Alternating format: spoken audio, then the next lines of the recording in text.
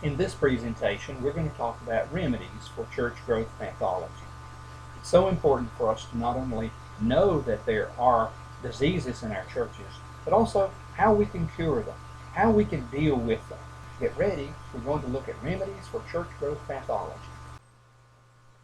In this session, you will learn several things. First, we will share a review of the 10 pathologies of the church we have already studied. Second, we will study suggested remedies for church pathologies. And third, you will be introduced to several descriptive phrases that describe possible remedies for church pathologies. Now let's focus on how to cure these diseases. For indeed, it's one thing to see the symptoms and make a diagnosis. It's something else altogether to be able to cure these diseases. And that's what many of our churches need. The concept could be captured in the word revitalization. Now we return to examine the pathologies. Ethnic itis. You'll remember it's an island of one kind of people in a sea of another kind. Now, we need to look at the remedy. The church can make a transition to reflect the neighborhood. That is, to become diverse in those people who are members and attend the congregation. If the community demographics indicate that there are a number of African Americans in the community, then that should be reflected in the congregation on a Sunday morning. And in addition to that, the staff could also reflect the community demographics. That is, instead of having an all-white staff, perhaps there could be a multitude of different ethnic pastors that would be a part of that congregation.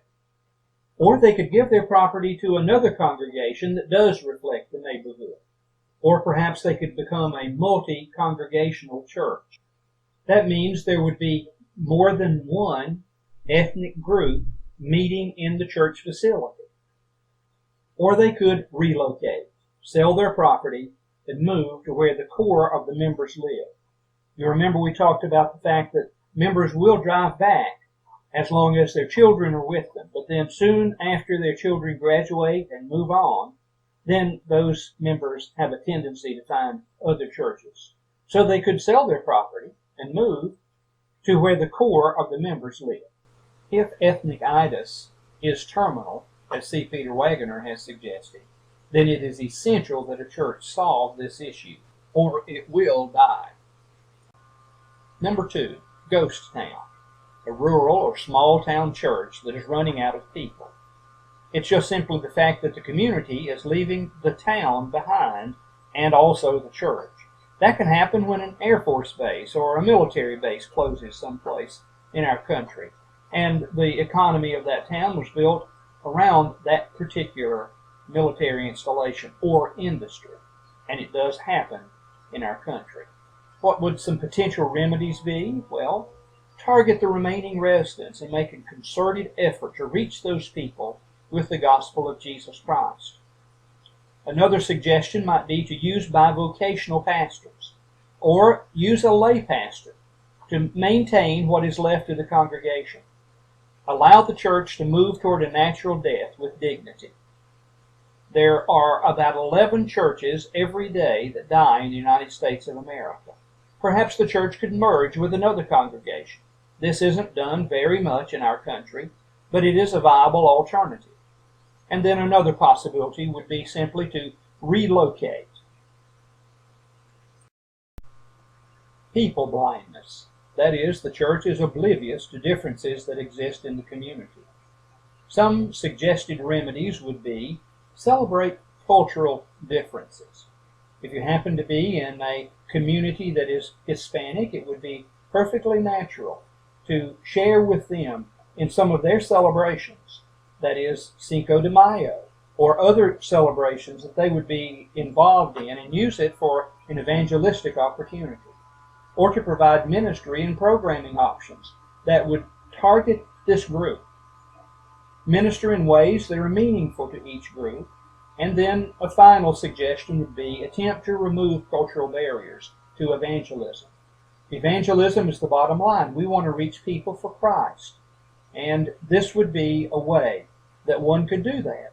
You could remove some of those cultural barriers and present the gospel.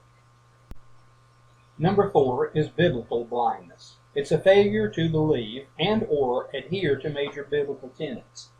Perhaps it's not just believing wrong things, but it's not acting and behaving according to those beliefs that we have. What's the remedy? Preaching is a great remedy, and it would apply to each of these areas that we're looking at. Small group studies would be a wonderful way to help remove biblical blindness because it is a part of systematic discipleship. And then take the group on short-term mission trips. That will help them to begin to see the importance and the power of the gospel of Jesus Christ. Koinonitis, the holy huddle. What is the remedy for that particular pathology? Well, here's some suggestions. Introduce outreach evangelism programs to counterbalance the extreme inward focus. Our churches need to recognize that they don't exist for their members only, but they exist for those people that are out there in the community that have never heard the gospel of Jesus Christ. So, introduce outreach evangelism. Another suggestion would be develop small groups to assimilate newcomers.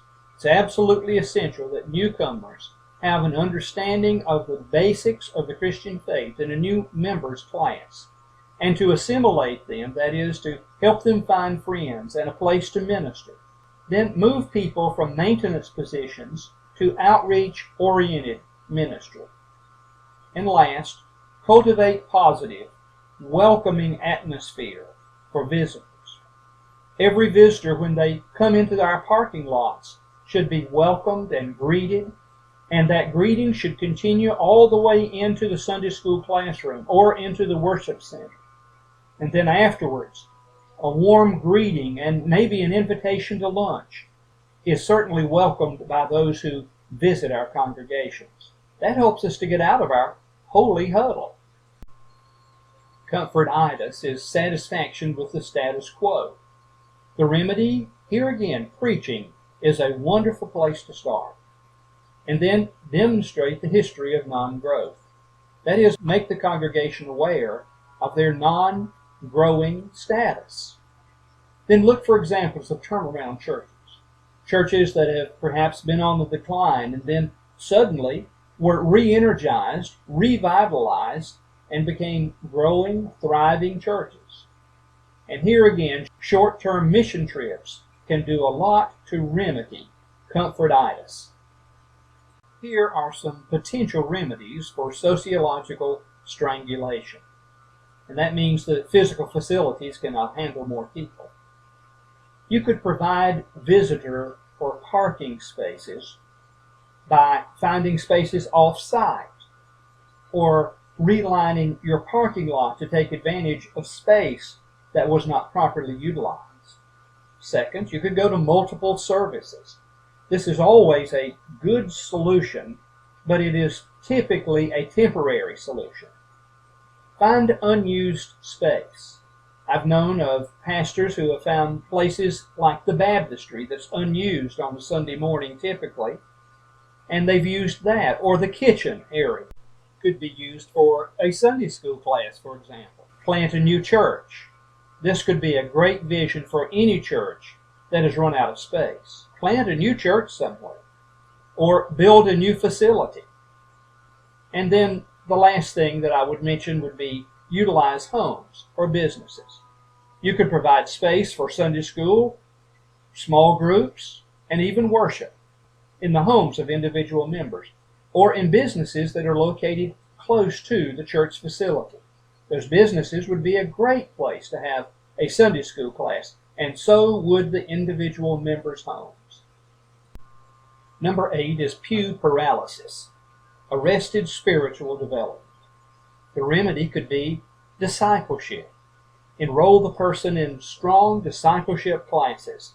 Help them to grow and to mature in the Lord Jesus Christ and to continue their development. Study ecclesiology, that is, the doctrine of the church. Preach the good news of Jesus Christ and preach on spiritual development and communicate biblical vision. Share with the congregation how you as a minister want to see the church grow and mature, and that you want to see every believer become a lifelong learner of the gospel and of sanctification, or the process of growth. Number 9, stepping stone pastors, just passing through. What are the remedies? Well, determine the identity of the church. Perhaps the church is one that just simply expects and anticipates a stepping stone pastor. However, that mentality can be changed. The church can cultivate a good relationship with their pastor and encourage him to stay. Second, avoid calling pastors with a history of frequent moves. By a resume, the church can look at how often the pastor changes congregations. That will give them an opportunity to avoid those who frequently jump from one church to another. And then the incoming pastor must work hard at relationships with members. The members have been accustomed to their pastors just passing through, and therefore they do not cultivate strong, lasting relationships. Therefore, the pastor is going to have to work hard on relationships. But that's the way it should be anyhow. Because you see, all ministry comes out of our relationship with the people. And now we come to fundingitis, a conflict in how to spend money. Here's the remedy for this pathology. Preaching. Once again, I return to preaching. It is one of the best remedies for any of these pathologies. Then communicate purposes and goals. Communicate the vision of the church often. Communicate that vision so that the people know that the funds should be used as a resource to help the church reach its goals and its purposes. Evaluate the current budget in light of the purposes and goals. Determine what really helps the church reach its vision. Choose leaders wisely. I cannot put enough emphasis on this point, because if you have the wrong people on the finance committee, for example, they will sabotage the direction of the church. Choose these people very carefully. Be sure that they're spiritually mature, that they have some knowledge of the financial workings of the church and of business. And be sure that you choose this person wisely. I could share some horror stories with you that I have seen. For example, having a treasurer who felt like every penny was his own money, and he would fight the pastor over the allocation of funds even when they had been approved by the church. Or a person who is on the finance committee who questions every minute detail of the financial report to the point that everyone else wanted to just quit and leave the committee. So choose these leaders with wisdom. Now, as we conclude this lesson, let's review the 10 pathologies that sometimes churches exhibit. Number 1 is ethnic-itis, not like us malady. Then number 2, there is ghost town. It's a rural or small town church that's just running out of people. They're losing members and they're not replacing. Number 3 is people blindness. The church is oblivious to differences that exist in their own community. Number 4, biblical blindness. That is, their theology is wrong. Number 5, koinonitis. That's the holy huddle. And then comfortitis, satisfaction with the status quo. Sociological strangulation. That means the physical facilities just cannot handle more people and growth stops. Number 8, pew paralysis. Arrested spiritual growth. People are not growing in the Lord. Number 9, the stepping stone pastor. Oh, I'm just passing through. It's that pastor who is short-term, who will not stay long. And then last, fundingitis. It's a conflict in how to spend money. I hope that your church does not experience any of these pathologies.